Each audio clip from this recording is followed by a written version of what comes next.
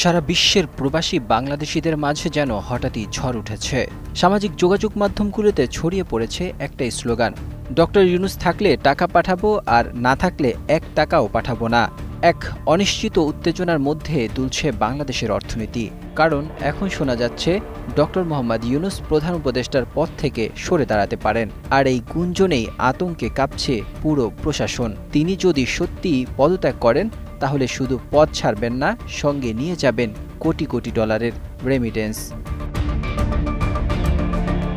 2024 সালের জুলাই মাসে এক নজিরবিহীন সিদ্ধান্তে তখন হাজার হাজার প্রবাসী ঘোষণা দিয়েছিলেন তারা আর টাকা পাঠাবেন না, অন্তত সরকারের ব্যাংকিং চ্যানেলে না। মাত্র 10 দিনই ওই প্রতিরোধে রেমিটেন্স কমে যায় ভয়াবহভাবে। যেখানে স্বাভাবিক মাসে আসে প্রায় 2.5 থেকে 3 বিলিয়ন ডলার, সেখানে ওই মাসে এসেছিল মাত্র 1.95 বিলিয়ন ডলার। আর এবার হুঁশিয়ারি আরও বেশি ভয়ানক, কারণ এবার তারা বলছেন পদত্যাগ হলে 1 যুগের জন্য রেমিটেন্স শাটডাউন।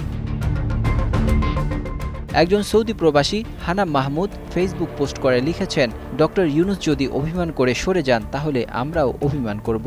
এই চোরের সরকারকে আমরা আর আমাদের টাকায় বাঁচতে দেব না। আরেকজন লন্ডন প্রবাসী জুনাইদ আহমেদ ঘোষণা করেছেন, প্রয়োজনে রেমিটেন্স সম্পূর্ণ বন্ধ করব। সেই টাকা আমরা আমাদের পরিবারকে হুন্ডিতে পাঠাবো, কিন্তু এই সরকারকে 1 টাকাও দেব না। এই কথাগুলো কিন্তু হাওয়ায় উঠছে না, বাস্তবেও দেখা গেছে ডক্টর ইউনূস দায়িত্ব নেয়ার পর থেকে রেমিটেন্স প্রবাহে শুরু হয়েছে এক নতুন ইতিহাস।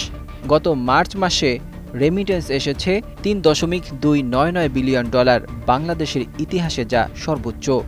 এপ্রিলেও এসেছে 2.75 বিলিয়ন ডলার। অর্থনীতিবিদরা বলছেন এটা নিছকই কোনো আর্থিক পরিবর্তন নয়, এটা ছিল প্রবাসীদের বিশ্বাসের প্রতিফলন। আর সেই বিশ্বাসের প্রতীক ছিলেন ডক্টর মোহাম্মদ ইউনূস। অর্থনীতিবিদ এম হেলাল আহমেদ জনি বলেন, আমাদের মতো দেশের রেমিটেন্স হলো রক্তস্রোত। এটা যদি আটকে যায় রিজার্ভে ভয়াবহ সংকট তৈরি হবে, ডলার বাজার ভেঙে পড়বে, আমদানি বন্ধ হয়ে যাবে, টাকা অবমূল্যায়ন হবে, আর সাধারণ মানুষের জীবন দুঃসহ হয়ে উঠবে।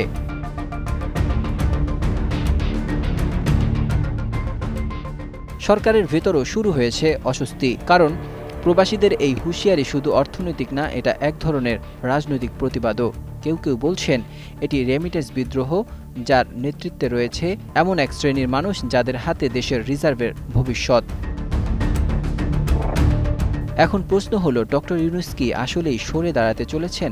সরকার কি আবারও প্রবাসীদের রোষানলে পড়তে যাচ্ছে? আর তা যদি হয় তাহলে কি জুন মাসের শেষে আবারও বাংলাদেশ ব্যাংকের রিজার্ভে বাজবে বিপদ ঘণ্টা?